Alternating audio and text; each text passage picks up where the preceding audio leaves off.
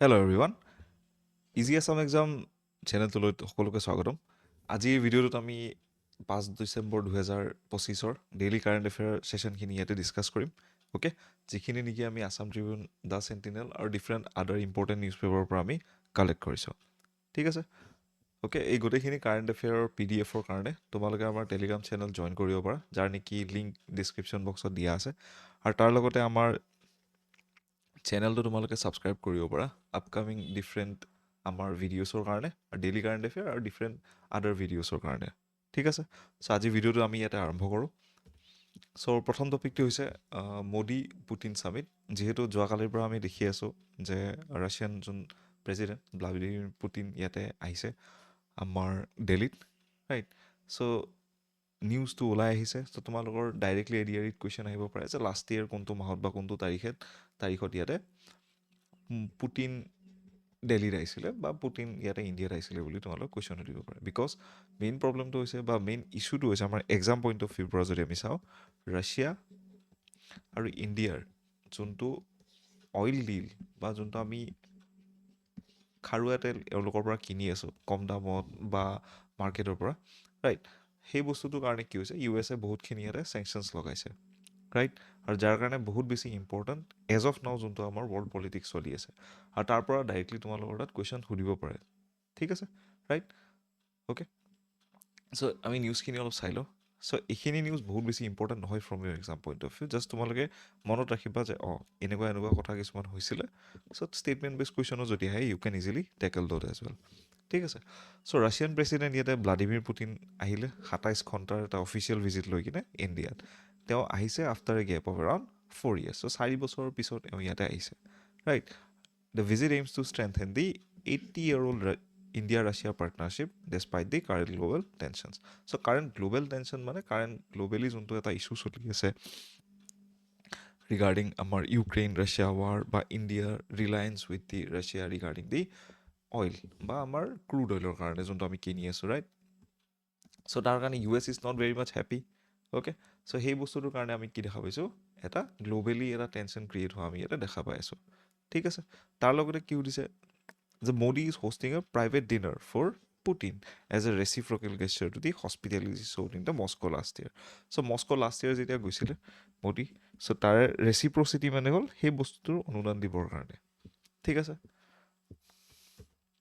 চ' next হৈছে ইয়াতে important বাইলেটাৰেল এগ্ৰিমেণ্টছ কি ইয়াতে এক্সপেক্ট কৰিব পাৰোঁ আমি বাইলেটাৰেল এগ্ৰিমেণ্টছ মানে হ'ল যেতিয়া দুখন কাণ্ট্ৰিয়ে ৰাইট দুখন কাণ্ট্ৰিয়ে যেতিয়া আমাৰ ইয়াতে এগ্ৰিমেণ্টছ কিছুমান ইয়াতে কৰে নিজৰ ইটোৰ মাজত ৰাইট তেতিয়া আমি বাইলেটাৰেল ৱৰ্ডটো ইউজ কৰোঁ তিনিখন কাণ্ট্ৰি হ'লে কি কৰোঁ ইয়াতে আমি ট্ৰাইলেটাৰেল ৱৰ্ডটো ইউজ কৰিম অ'কে 4খন হ'লে কোৱাড্ৰিলেটাৰেল ঠিক আছে right so' employment opportunities for Indian workers in the Russia right Russian লেণ্ডত আমাৰ ইণ্ডিয়ান যিমানখিনি ৱৰ্কাৰ্ছ তেওঁলোকে যাতে যাই কাম কৰিব পাৰে তাৰ লগতে ফাৰ্মাচিউটিকেল এক্সপৰ্ট মানে মেডিচিন ৰিলেটেড এক্সপৰ্ট কিছুমান pharmacy related agriculture and food products এটা কথা তোমালোকে সদায় মনত ৰাখিবা ইণ্ডিয়ান যিমানখিনি আমি ইয়াতে ফাৰ্টিলাইজাৰ ইউজ কৰোঁ ফাৰ্টিলাইজাৰ মেক্সিমাম প্ৰপৰ্শ্যন আমি তাৰে ৰ মেটেৰিয়েলছখিনি ইম্পৰ্টেডে থাকে right and Russia is one of the largest exporter from that right okay consumer goods trades right আমি ট্ৰেড বা বাইলেটাৰেল ট্ৰেড যাতে আৰু বেছি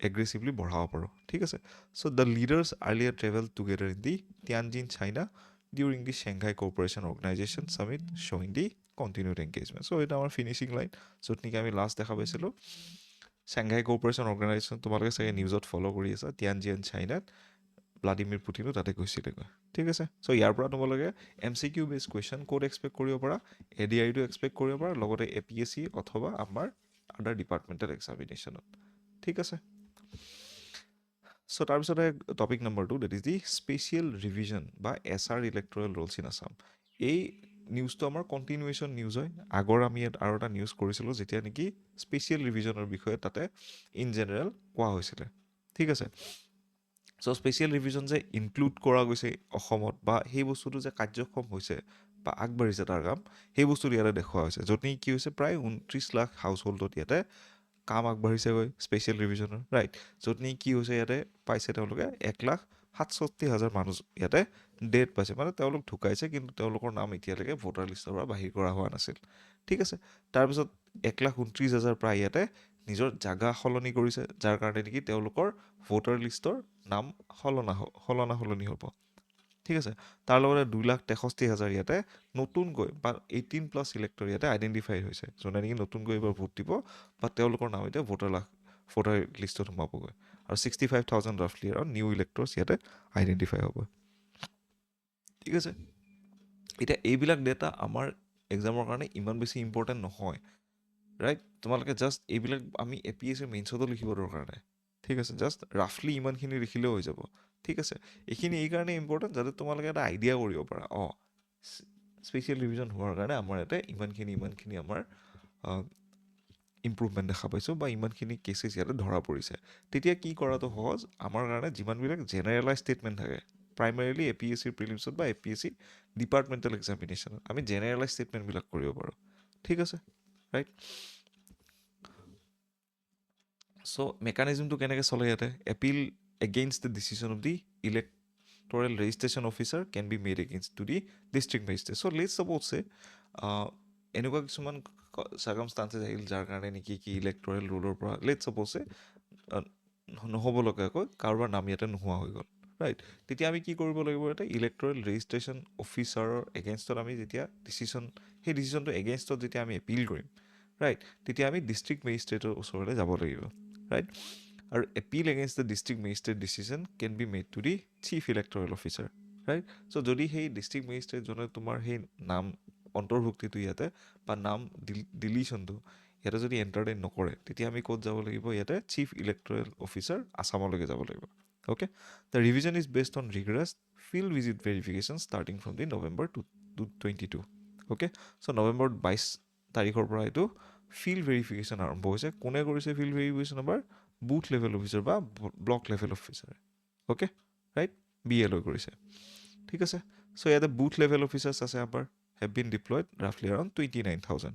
অ'কে, চ' ইয়াতে 3খন ফৰ্ম থাকে আমাৰ। এখন ফৰ্ম 6 নাম অন্তৰ্ভুক্তিৰ কাৰণে, ফৰ্ম 7 থাকে ইয়াতে যদি ভোটাৰ লিষ্টৰ পৰা আমি নাম ডিলিট কৰিব লাগে, আৰু তাৰ লগতে ফৰ্ম 8 থাকে যদি আমি কাৰেকশ্যন অফ ডিটেইলছ যদি দিব লাগে। লেটছ ছাপ'জ মোৰ নামটো অলপমান সলনি কৰিব লাগে, এড্ৰেছ সলনি কৰিব লাগে। ঠিক আছে, ৰাইট? চ' তাৰপিছত আহে টপিক নম্বৰ 3, যোনটো হৈছে IIT গুৱাহাটী ডেভেলপছ দি কৰ'জন ৰেজিষ্টেঞ্চ ইপক্সি কোটিং। কৰ'জন শব্দটোৰ অৰ্থ হ'ল আমাৰ মামৰে ধৰা বা যেতিয়া বস্তুবিলাক বেয়া হ'ব ধৰে, ৰাইট? কৰাপশ্যন শব্দটোৰ পৰা অলপমান মেল খায়। ঠিক আছে, চ' কৰ'জন ৰেজিষ্টেণ্ট ইপক্সি কোটিং মানে লেটছ ছাপ'জ মামৰে ধৰাৰ পৰা বচাবৰ কাৰণে এটা ইপক্সি কোটিং ইয়াতে ডেভেলপ কৰিছে। Epoxy is kind of a material যোনটো নেকি কি হয় আমাৰ ইয়াতে লিকুইড ফৰ্মত থাকে, right? It's kind of a liquid form of plastic বা গ্লু টাইপ হয়, যোনটো নেকি যেতিয়া শুকাই যায় ইট বিকামছ এ ছলিড। ঠিক আছে, ৰাইট? চ' আমি ইয়াতে কি দেখা পাইছোঁ তোমালোকে চোৱা, the researchers from the IIT Guwahati have develop new corrosion resistance epoxy coating to protect the steel structure in sea water and high salinity environments. Okay, so' তোমালোকে এইখন ফটোত তোমালোকে চাব পাৰা। লেটছ ছাপ'জ এইটো এটা কি হয় আমাৰ অফশ্বৰ অইল ৰিগ হয়। অফশ্বৰ অইল ৰিগ মানে কি? সাগৰৰ মাজত যিমানবিলাক আমাৰ এনেকুৱা ৰিগৰ থ্ৰুদি আমি তেল যেতিয়া উলিয়াওঁ সাগৰৰ চি বেডৰ পৰা, ৰাইট, সেইকেইটা আমি কি বুলি কওঁ ইয়াতে অফশ্বৰ অইল ৰিগ বুলি কোৱা হয়।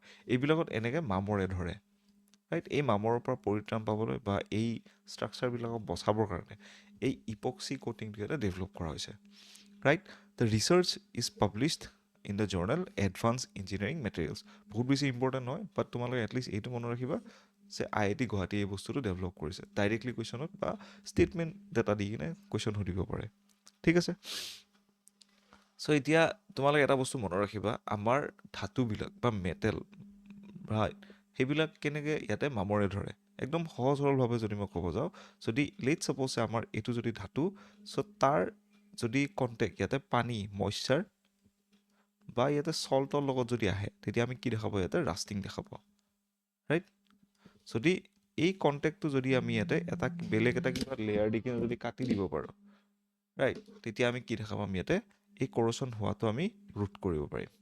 ঠিক আছে, এনেকুৱা এটা বেলেগ এটা লেয়াৰ দি কিনে যদি আমি ইয়াৰ কণ্টেক্টটো মেটেলৰ লগত যদি আমি নোহোৱা কৰিব পাৰোঁ, ঠিক আছে, ৰাইট, সেনেকৈ আমি কি কৰিব পাৰিম? ইয়াতে এই গোটেই বস্তুটো আমি ৰোধ কৰিব পাৰিম। ঠিক আছে, চ' ক'ত আমি ইউজ কৰিব পাৰোঁ এই বস্তুটো? অফশ্বৰ প্লেটফৰ্মছত। অফশ্বৰ মানে দেখালোঁ কোষ্টেল ব্ৰিজবিলাকত আমি কি ব্যৱহাৰ কৰিব পাৰোঁ, ৰাইট। তাৰ লগতে পৰ্ট ইনফ্ৰাষ্ট্ৰাকচাৰ মানে আমাৰ বন্দৰগাহবিলাকত, ৰাইট, আৰু মাৰিন পাইপলাইন, য'ত নেকি পানীৰ কণ্টেক্ট বেছিকৈ আমাৰ যিবিলাক বস্তুত আমি দেখা পাওঁ, ঠিক আছে, ৰাইট।